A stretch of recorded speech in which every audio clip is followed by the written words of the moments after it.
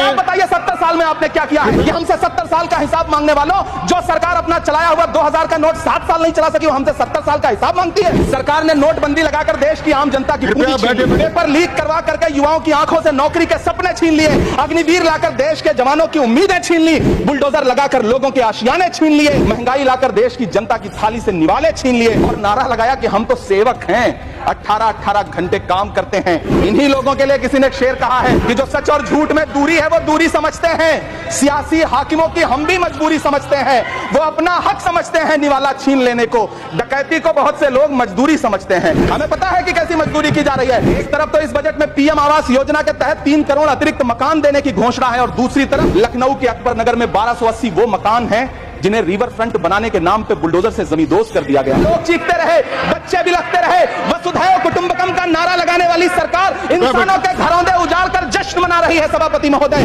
मेरा बहुत भावुकता के साथ देश के प्रधानमंत्री से सवाल है कि इन उजड़ते हुए मकानों और बेघर होते हुए घरों को देख करके आपको नींद कैसे आती है, आप सो कैसे पाते हैं? मेरा सवाल है इस देश के प्रधानमंत्री से, या तो लोगों के घरों दे उजाड़ना बंद करिए या फिर करोड़ों मकान बनाने की झूठी घोषणाएं करना बंद करिए। इलेक्टोरल बॉन्ड खरीदने वालों के नाम छुपाने वाली सरकार इन दिनों आम के ठेला लगाने वालों के नाम जानना चाहती है। मुझे तो होटलों, ढाबों या आम के ठेलों पर नेम प्लेट लगवाने वालों से पूछना है कि कभी खून की बोतल पर देखा है किसी का नाम लिखा हुआ? मुझे पूछना है कि क्या कोरोना के दौरान अपनी उखड़ती हुई सांसों के लिए ऑक्सीजन तलाशने वाले किसी इंसान ने ऑक्सीजन लाने वाले किसी इंसान से पूछा था कि ऑक्सीजन लाने वाला इंसान है? अपने शीश महलों में बैठे हुए सरकार के सांसद और मंत्री कह रहे हैं कि महंगाई कम हो रही है। संसद की कैंटीन से बाहर निकल करके एक चाय का कप खरीदिए, तब समझ में आएगा कि महंगाई कम हो रही है या बढ़ रही है। किसी एक दिन अपनी किसी मजदूर की तरह अपनी दिन भर की दिहाड़ी लेकर के बाजार जाइए और अपने बच्चों के लिए राशन खरीदिए, तब पता चलेगा कि महंगाई कम हो रही है या नहीं हो रही है। यहां बैठ करके बड़ी बड़ी बातें करना आसान है। ये चूनर धानी भूल जाते, ये पुरवा की रवानी भूल जाते, जो आकर 4 दिन गांव में रहते तो सारी लंतरानी भूल जाते।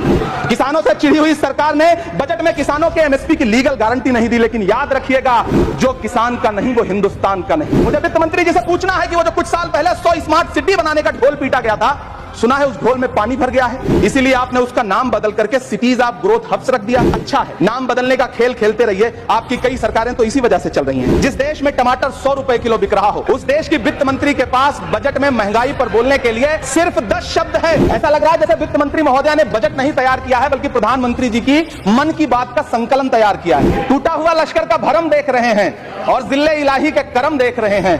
ताकत का नशा अक्ल पे हावी है तुम्हारी, तुम देख न पाओगे जो हम देख रहे हैं। 83 मिनट 71 बार थपथपाई गई मेज, 14,417 शब्दों का बजट भाषण, और उस बजट में